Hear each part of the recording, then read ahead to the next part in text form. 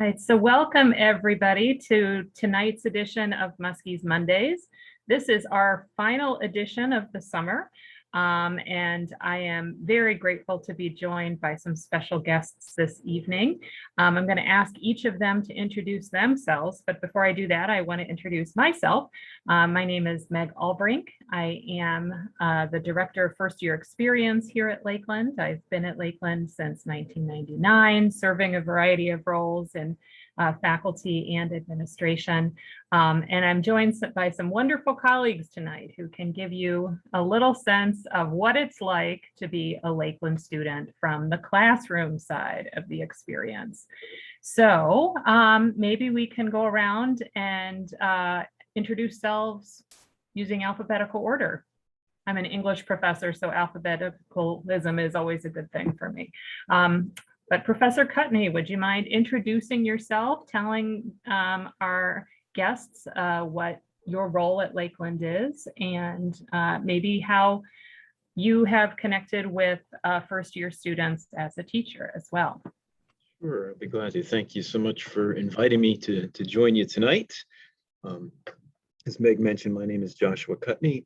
I am currently the Vice President for Academic Affairs, which when Meg and I think about that title, it's kind of like being the principal of the school, so to speak, at least the academic part of it. So do a lot with policy and supporting students and helping them get back on track, and have the pleasure of working closely with the faculty and making sure that they are supported in delivering an excellent curriculum and making new decisions.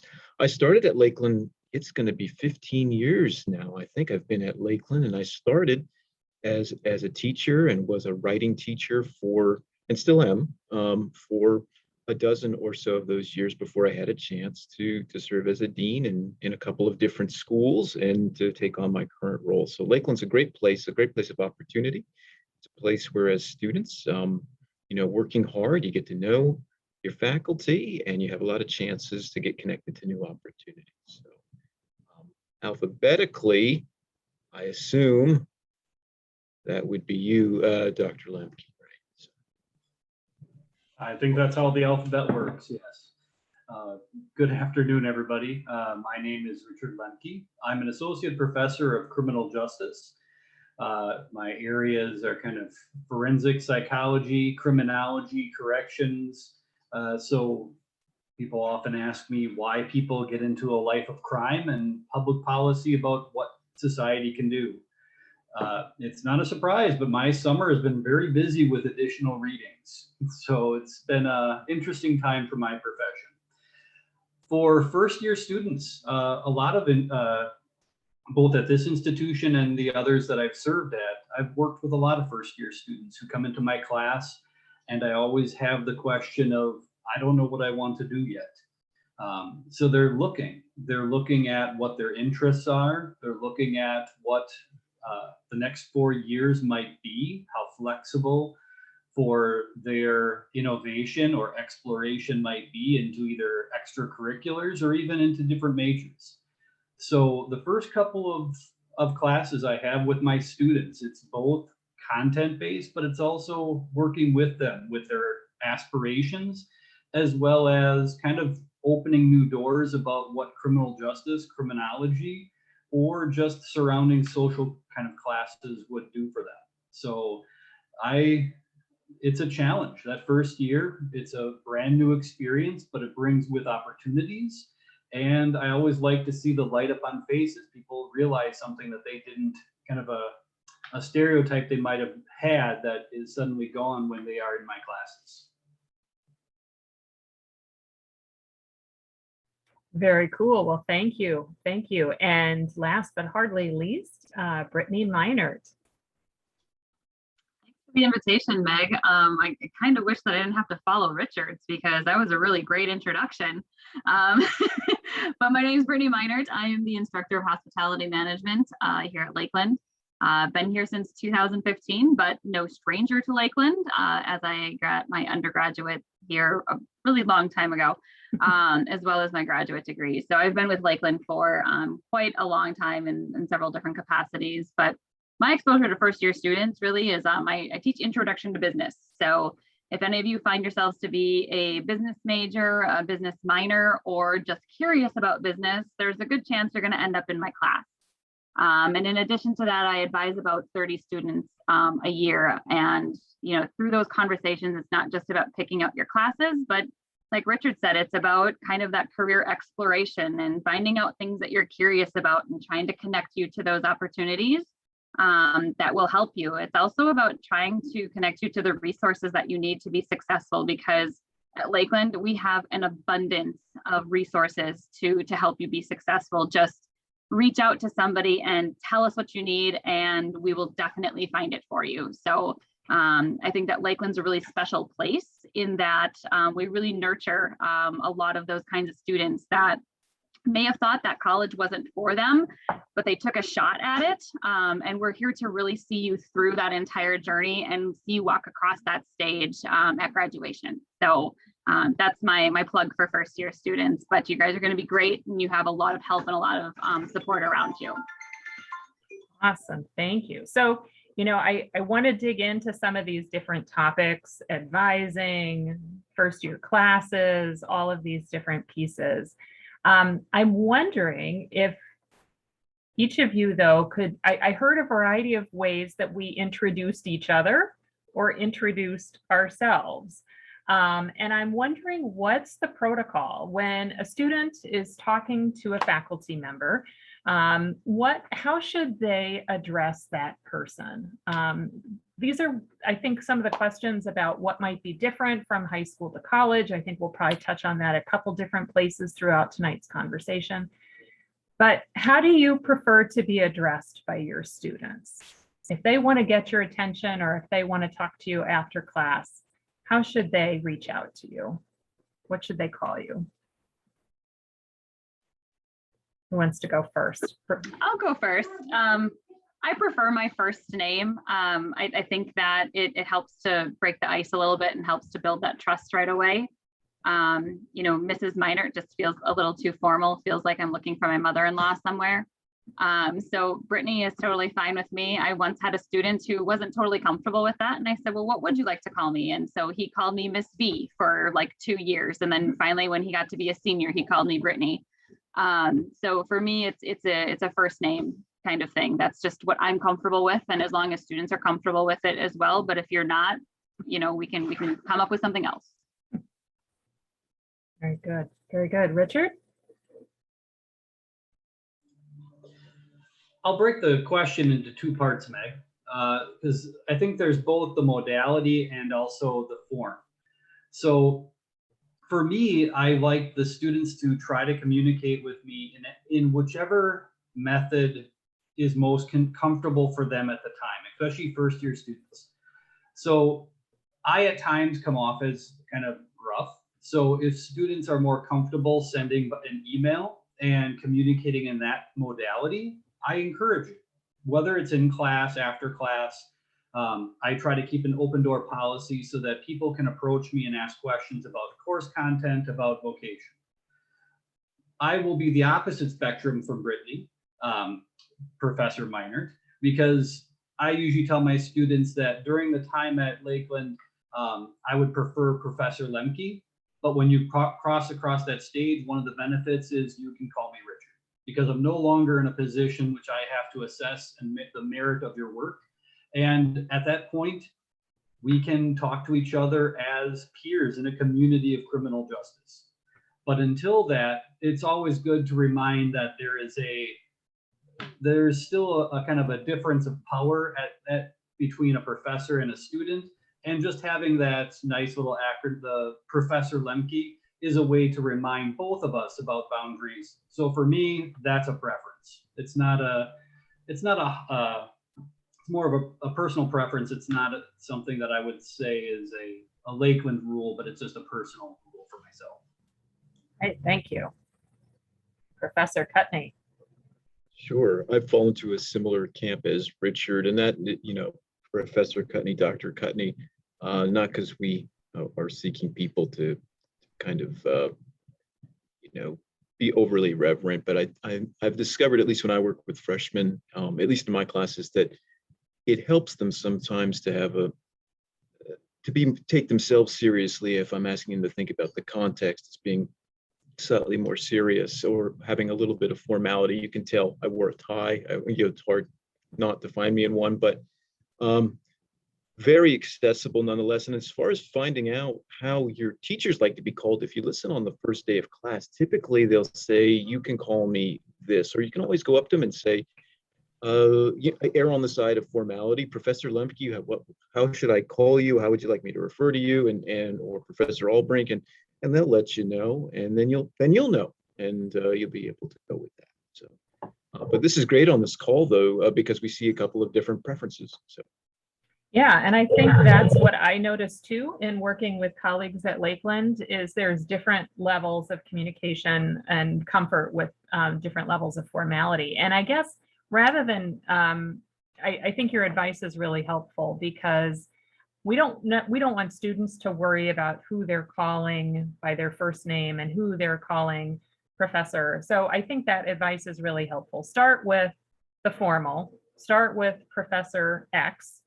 And then once the faculty member gives you some guidance in a different direction, then you feel like you've at least started with that position of respect, which is a reasonable place to start. And then you can follow with whatever the faculty member chooses or recommends. So I personally go by my first name, just like Brittany does, but at the same time, I realize that can be a big leap for students coming from high school sometimes to call an instructor by a first name. So I give them lots of options. Sometimes they can, call me Dr. Albrink. Some like to split the difference by calling me Dr. Meg, which is fine, or Ms. Meg. I've gotten many times, which is fine too. So I think there's a wide variety. Well, good. So now that we know how to talk to you, can you tell us a little bit about what some of the differences might be between a high school classroom and a college classroom? Obviously, probably in most high schools, students aren't calling faculty members by their first name. What might be some other differences that a student might experience in moving from one environment to another? Joshua, why don't we start with you? Certainly. I wrote down a couple of notes, but one that I think that sometimes catches students off guard a little bit, and faculty too, is that we expect generally that students have some useful method for organizing their work and their deadlines. We certainly have a lot of resource sessions to help people, but that they have a way of keeping track of what's due when, and that they'll ask for help if they need it. So that's one thing. I think another is sometimes, depending on the high school you went to or wherever you studied last, you may have had a little bit more leeway with deadlines or negotiating expectations in some cases. And I think sometimes I see students, it's there's less leeway, right? There's always room to talk and think, but in terms of kind of staying on pace with the coursework, trying to make sure that everyone has an equal opportunity to submit work on time. There's less of, I'm going to turn it in at the end of the term, or I'm going to turn it in 2 weeks. Extensions can happen, but it's through discussion, right? It's not just going to happen. So those two ideas of a method, even if it still needs to improve for organizing your work, and then being able to have a conversation with your faculty member about what's due when, and not necessarily expecting that there will be a lot of leeway or maybe as much leeway as you've had in the past. I'm hearing deadlines may have a different meaning in college. One, you're not going to be constantly reminded about when they are, and two, you may not have as much grace as has been granted in the past. In part, I think that's because college courses move really fast. So if you're still trying to work with Unit 1 and the class is on Unit 3, there's going to be a challenge for you as a student. Is that correct? Or is it just that college faculty are meaner? I hope all of the above. No, they're not meaner. I think it's a different set of, it's the expectations of you described them. It's part of the pace. And, it's always, as I taught for a while, I used to say, well, yeah, sure. Okay, fine. But then I thought, well, wait a minute, I haven't extended that opportunity to everyone, right? So I thought, maybe if someone else had an extra 2 weeks on the paper or an extra, day to take the exam and study, might have turned out differently. So just thinking about how we can serve everyone equally. My Sure. colleagues here, I'm sure, have more wisdom to. Oh, absolutely. And just to kind of piggyback off of what Joshua mentioned, for me with my deadlines in my classroom, it's about kind of correlating that or representing the workforce. We have students who are out doing internships and co-ops where they're penalized for being late 2 minutes, so we really kind of want to get you into that mindset of adhering to deadlines, because in the workplace, they're really non-negotiable. There are people who are terminated for too many tardies or for not showing up for work and stuff. So we really want to try to transition you very easily into that. I would say the other thing that's probably a difference maker is, in high school, you're given your textbooks.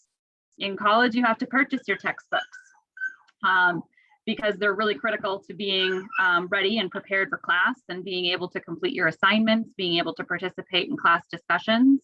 And there might be some classes where you feel like you can get away with not having it, but I would really recommend getting your textbooks day one, because we dive into stuff day one. Day one, I'm covering chapter 1. We're covering material. It's not just, we're going to read the syllabus and then you're going to get to go back to your dorm room. It's, we are really diving into content immediately. So having those resources available is great. Whether you're going to rent your textbooks or do ebooks, anything will be helpful for you, but to really get that material as soon as possible.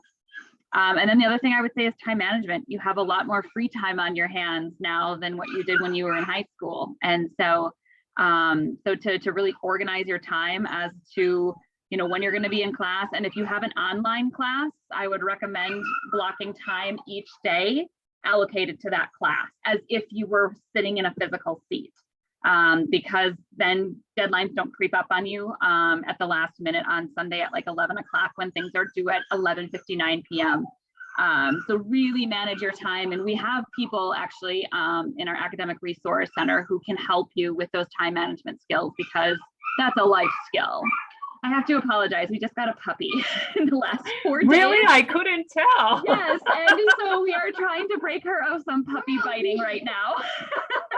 So I am going to mute so you guys don't have to hear that anymore. But those would be my 3 things is, get your resources, manage your time, and deadlines. All right. Great. Thank you. Richard, anything you want to add to that? I heard a couple things that I'd like to circle back on, but I want to give you a chance too to kind of share a little bit about what you think might be some of the differences between a high school classroom and your classroom. Sure. Looks like my video froze up, but I'm still here. So you did take, with the speed comment, Dr. Albrink, you did in fact take one of my answers, but I have 2 others I'll add. Because I think the main difference is that, yeah, the classes go at an accelerated rate, but I'm going to add a little bit of positive in there, because one of the areas that's significantly different is we do really take a deep dive into some large substantive areas. And that's both a challenge, but it's good. And the challenge is that students, instead of a high school level where you feel comfortable that the teacher is going to tell you this is the answer, many of the topics that I deal with in my classes, social unrest, social disruption, crime, there's a lot of disagreement as to what the answer is. So it becomes more about understanding the facts and evidence from various perspectives than it does a teacher giving you what the answer to a particular problem is. So for my discipline in particular, it's about framework, it's about perspective and understanding and evaluating evidence. And just because I like ending on a positive instead of just here's what college is a lot worse than high school. But one of the other differences is I love sitting down with students who have a passion, who come to my class or bring it up in class, and they get to do a deep dive on something they really are passionate about. I'm not sure how many people in high school have the ability or have a faculty member who has the time to sit down with them and talk about something that they're really geared about that's outside of the curriculum. But you have faculty at Lakeland who have open door policies who will talk a long time. I had my office next to dear colleague, Peter Sattler, who I could always hear him talk passionately about comics with numerous students who came into his office. And you have the faculty here who do that. And you have the opportunity at a college course to engage in that too. I'll see if I can get my camera working.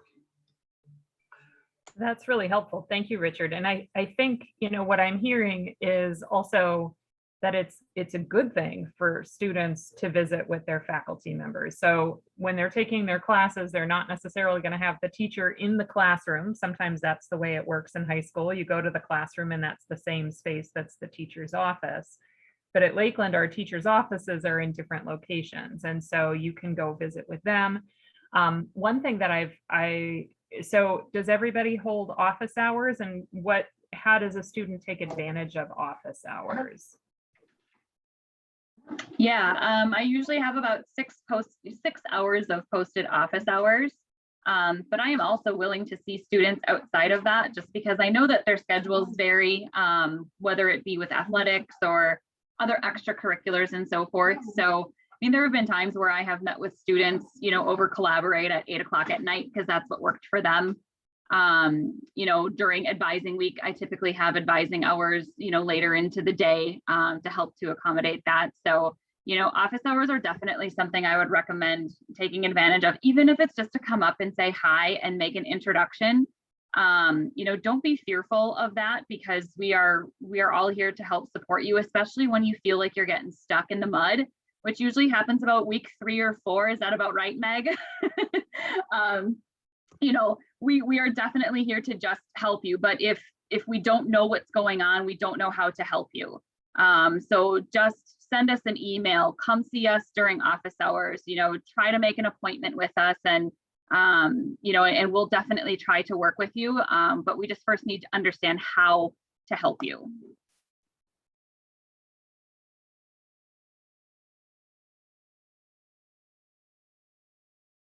One thing I heard as a misconception was that a student had said, oh, when it says office hours, that means when they're not available at that time.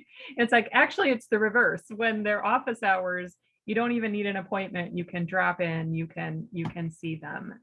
And so that was eye-opening to me, to just realize that wasn't necessarily a commonly understood term.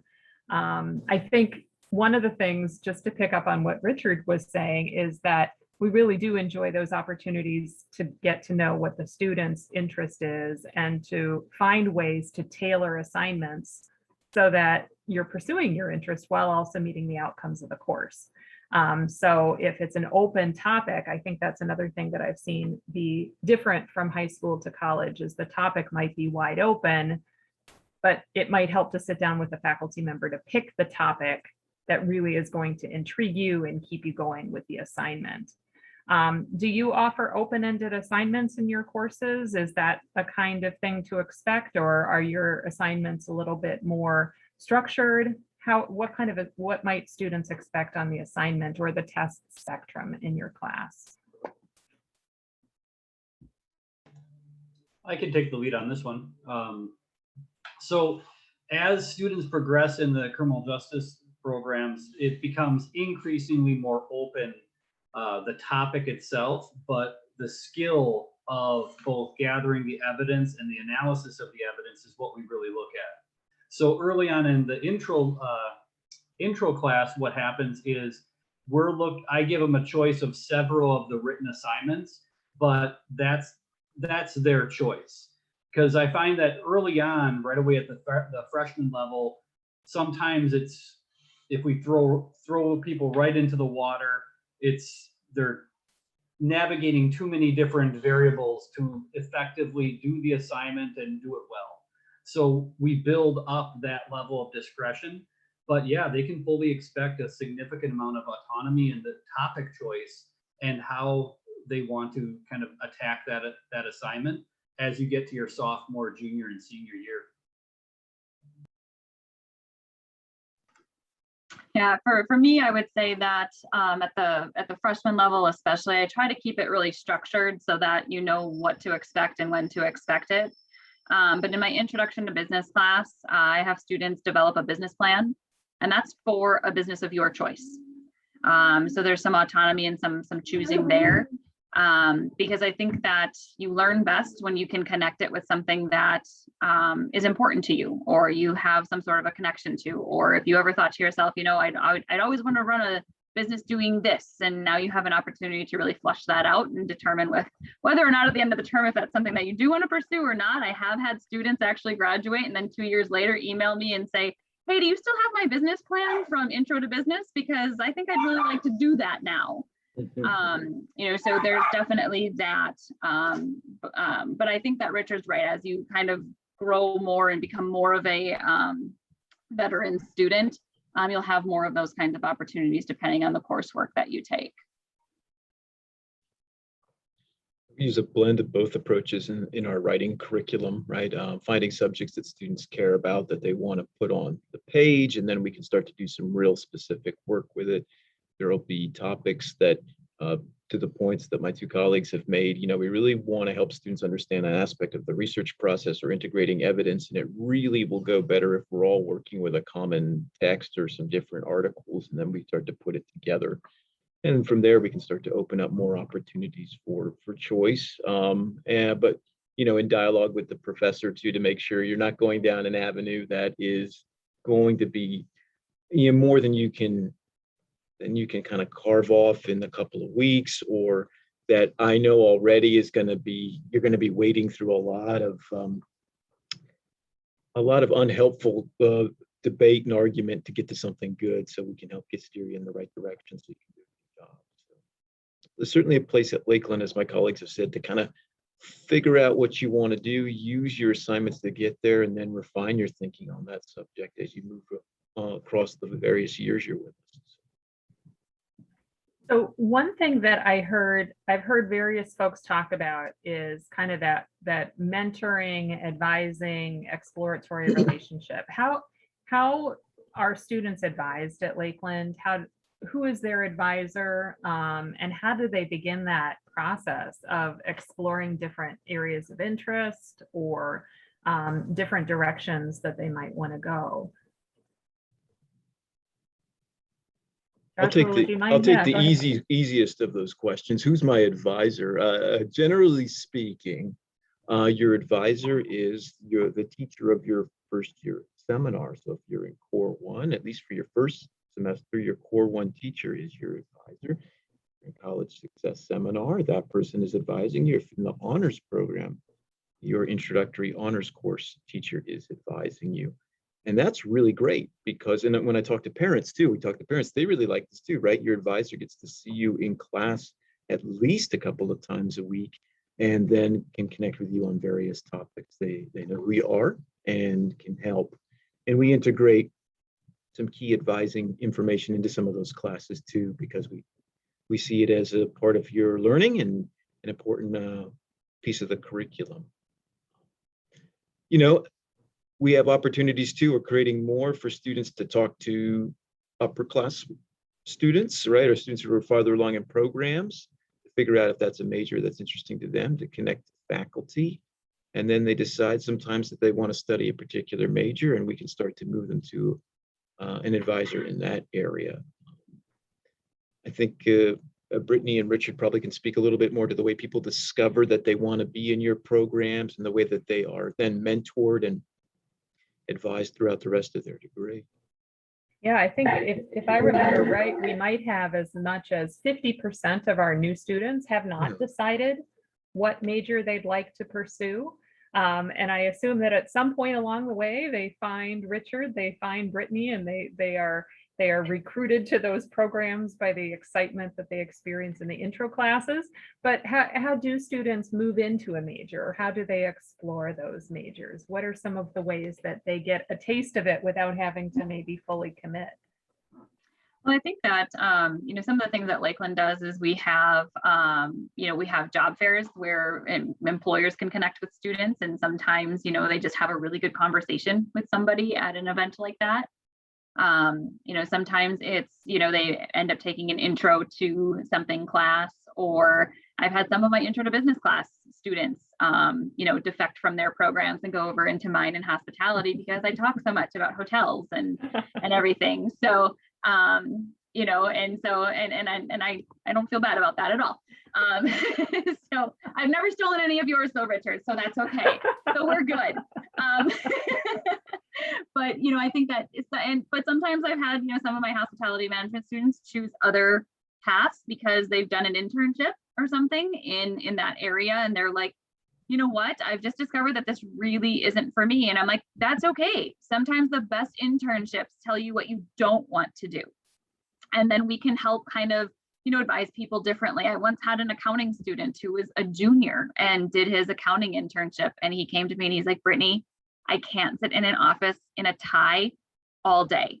I need to be in hospitality. What do I do? I'm on a path to graduation. I don't want to be here for 7 years. I'm like, that's okay. Just take some of my classes as electives, and maybe you can do another internship in hospitality, So I think that, and this is the thing that I tell a lot of, preview students and, people who are just coming to Lakeland, we have the ability to really customize what your journey is because we get to know you in the classroom. We get to know you through advising. We get to be able to ask you those questions of what is it that you enjoy doing? What is it that you see yourself doing at the end of this? What makes you happy? Because truly the best job ever is where you don't ever feel like you're really working, right? And so to try to connect them to careers that really, really ignite their passion. And sometimes those things come out in advising sessions and sometimes it just comes out in class or just those random conversations that occur. But that's, kind of how the advising piece works and how major traveling works.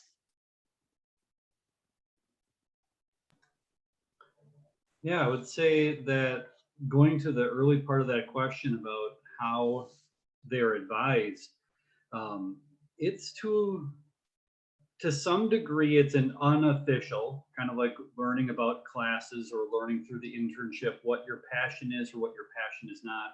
But some of it's very intentional. And the advisors pull you into their office and have a conversation about what your aspirations and what your passions are and what they're not. I actually find that a lot of my advising is I'm not trying to advise people out of my profession, but more walking into the profession with eyes wide open. And that way, when they move on to the job market, they are having the job that Brittany is talking about, one that they enjoy and that they're happy with. There are a lot of people who go into a job field thinking that's what they want to do, only to find out that the realities of the job aren't as beautiful as it was on television. So yeah, they sometimes call me dream smasher, but the idea is that we have a realistic eyes open conversation about what the job market is, what the pay is. And some people, that's a waking up moment when you suddenly realize what the actual salary is for the job of your dreams as you want to graduate. One of the tools that I use, and Dr. Miowski and myself are very happy with that, is before COVID, we brought in alumni and people who graduated from the program who were in the field who can come back and speak to our freshmen and sophomore about how happy they are, what challenges they had right out of the program, and what the job market is looking like. So not only do you hear it from us, and we do bring in police captains, we bring in veterans of our field, but I think the most poignant people are the people who are more like freshmen, juniors, and seniors right out of school, coming back and saying, yeah, I'm at the start of my career and I'm happy for the choices I made. Oh, and avoid Dr. Lemke's classes. Dream smasher, huh? That's a new one to me. I hadn't heard that before. I've only heard it as Professor Dreams.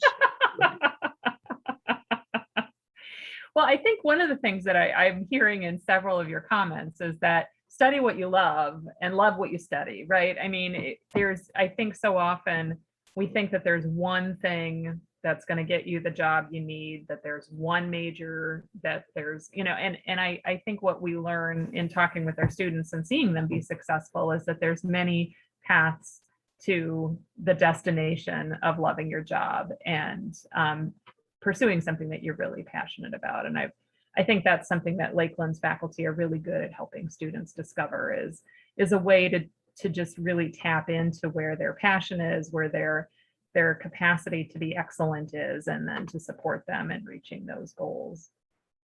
I want to be sure, and I know we're having a great time chatting, but I do want to make sure that those who have joined us on the call also have the chance to ask questions. So I'll just ask that if you have questions, that if you came to the call with a particular question in mind that you haven't heard us talk about yet, please put it in the chat so that we can make this as useful for you as possible. Or you can raise your hand or simply unmute and ask. Once you get us talking about teaching and students, sometimes it's hard to stop us, but we definitely are interested in having you be part of the conversation too. So if that's if you'd like to join, please let us know what you would like to know more about. And so as our guests are thinking about that, I do want to ask, I heard a couple of things I wanted to just touch base on. So textbooks. Textbooks are not provided for students. Is that correct? Or is that kind of correct? Or is that not correct?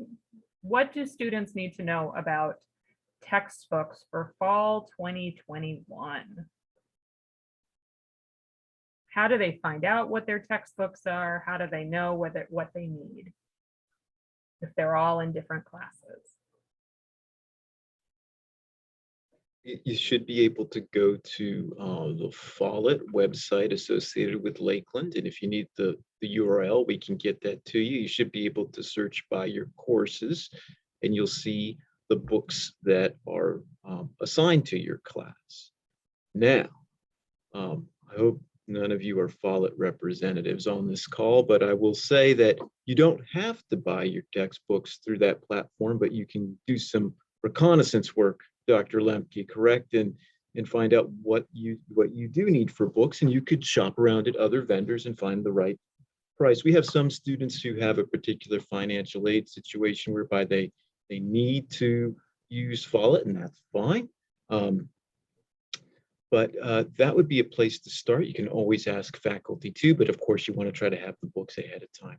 We do have a couple of programs, and Dr. Albrink can share about these too for those who are interested. In some courses where we've had a couple of very generous grants and donations from community members to help offset the prices of a few textbooks. And we can talk about that. That's pretty limited, but textbooks are something you need to purchase, but there are lots of ways they can be rented in many cases and then returned. And sometimes there are colleagues, students, you may know an older student who's gone through a class who has the book and is willing to let you borrow it as well. So, but definitely have them from the first day of class if you can. Yes. And we have, I believe, all of our first year seminars, books will be covered by the university. So if you're in Gen 103, Gen 130, or Honors 190, your books will be covered. So you don't need to purchase them or rent them. If you're in Gen 100 or Gen 101, those are reading and writing workshop. You will not need to buy your books this fall. And then if you're in one of our two intro math courses, Math 120 or Math 140, those are software-based educational resources, and those would be provided. So make sure that you check. I think a postcard went out to students and probably also an email. So make sure that the books that you're planning to buy are for courses that are not one of those 7, because those will be here for you. And if you've already bought them, we can reimburse you for that too. So we're happy to stick around, or you can always message us and let us know if you're unsure of how to do that. But I did see that Taja had a question, and she had posted, what are some expectations you have for incoming students? So that's a great question. Thank you for asking it. What do you think? Who wants to start on that one? I think Brittany does. I can start. I think that, one of the expectations I would say is review the syllabus, become very familiar with it. Recognize that not every instructor is going to do things the same or have everything structured the same way. Your Blackboard shell is maybe going to look a little different from one instructor to another, but get familiar with your Blackboard shells and your syllabi. I would be prepared to read the material that you are covering for the next class period prior to that class period. because then the class discussion is going to be more engaging for the rest of the class. I like to talk a lot, but I don't know that everybody else appreciates me talking all the time. So be prepared for your classes, put the work in before you get to class. And really, I think an expectation is to just get to know your professors and go reach out to them, go find them at their office hours, introduce yourself after class. I really love it the first week when students come down and, they introduce themselves and tell me just a little bit about themselves, and just kind of start to help form that relationship. I think that those are some of the key expectations that I would have, along with being on time for class. Being late is a bugaboo for me, mostly because it's also a bugaboo in the workplace. So please plan on being on time in your class, and just be present. It's our time, it's your time. You've paid to be in that seat, and so we want to make it a good experience for everybody. I'm seeing some nodding heads from Professors Lemke and Kutney. Anything you'd like to add? That was very comprehensive. I think it should be etched in stone somewhere. So I expect that you came to a small liberal arts university for the same reason that we did, which is because we want to get to know you, and we want to work together, and we want to explore ideas, and we want to take what we do seriously. So Lakeland's a place that it's hard to get lost. I think that's a good thing. I want you to take your work seriously. We know that you won't have it all figured out right away. Ask questions, admit when you need help, and I think the rest will fall into place pretty well. So until Dr. Lemke smashes your dreams away. Speaking of that, everything that Dr. Kutney and Professor Minert was saying, I just want to add one small thing, because it's a little bit about what I expect. I expect people to come into class with a very open mind and an inquisitive brain, always asking questions. That's what I would love, because these are classes you chose. You want to be in them, and you should want your dollar's worth about every class you're enrolled in. So you want to try to figure out how you can make it a stepping stone to your final destination, because it's an achievement, it's a goal, it's a college degree, potentially to a better job. And this is where my answer will be significantly different from my colleagues, because after years of teaching, I've come to a realization. I want my students to be discomforted, because I want them to come into class because I can give you an entertaining and educating experience. I can give some great dynamic assignments. But what I have found out is that ultimately a lot of people's will or drive comes from one of two things: a discomfort of what they've experienced and that they want something better in their lives, or a discomfort that their dreams can't be achieved without getting a college degree. And as long as you have that, you have the motivation, you have the will. And I find that to be a defining difference between many of my students. Because if you're comfortable, and it doesn't matter to you what content we're covering or how dynamic I am, I'm never going to compete with Tiger King. Netflix is always going to get your time, and I will see you once a week.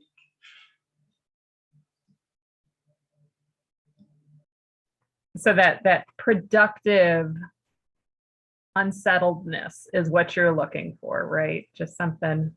I think so often what I hear students, and I'd want to make sure students knew, is that it's okay not to know what's going on.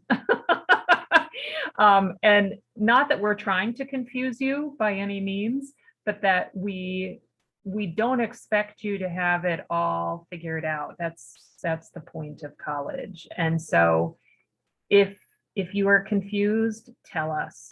If you are uncertain, ask. If you are not sure how to catch up, or you feel like you've screwed up and you don't know how to recover, please know that you are not the first person to ever have that experience, and you won't be the last. And that's okay. That's why we are at a place like Lakeland, is that so we can we can, as Brittany said, help you figure out what's going on, help you figure out some solutions for those things, and help you get to the finish line. So, you know, as much as it's okay to be uncomfortable, we don't want you to be uncomfortable alone. We want you to know that we're here to help you with that. And that part of that learning experience is experiencing discomfort and unfamiliar things. Yeah. Cool. Any other questions that folks think we should make sure that our listeners hear about? Are there any other kind of best things to think about for the first week of class that would be good to have on the radar before we wrap up for the evening? I'm hearing be on time, be prepared, ask questions, get to know your faculty, they don't bite, and dig in. That's kind of what I'm hearing. Anything else you'd add to that great list that you've developed together? Just make sure you have the current most version of your schedule. Rooms may have changed. Maybe an instructor has changed. So get that at my.lakeland, or you can always reach out to our registrar's office if you're having trouble navigating my.lakeland. Or ask one of us. We can connect you to somebody and get you a copy of your schedule. So. Good point. Good point. My.Lakeland, the student portal, is a good place to find out lots of things, including your account, your schedule, your grades, links to the textbook options there as well. Good. Meg, if I would add one last thing, it would be open to opportunities and to say yes. My academic career started off in computer science. It bounced around because I suddenly found out that I don't like computers that much. And then I found myself in psychology. I actually was working in a medical lab for addiction and behavioral health research. Bounced from there to dual diagnosis with people who found themselves in the criminal justice program far too often. And then I found myself bounced to criminal justice. This wasn't my starting destination in any regards, but it was my final one because of the path of opportunities I was given. So I would just say, keep your mind open and the willingness to say yes, and you have no idea where life will take you. And it opens so many doors. I think the other thing I would add to that too is, you know, if you've ever thought that there was something that kind of scared you, Lakeland and college is the place to just put a toe in the water there. You know, if you've ever found yourself to be totally terrified to speak in front of people, take a public speaking class because it's a life skill. You'll learn a lot from it. Or try out for the play, or, you know, try out for a sport. You know, just get out of your comfort zone. You know, and definitely try to do that kind of stuff, and take a class that's completely out of the norm for what you would normally take.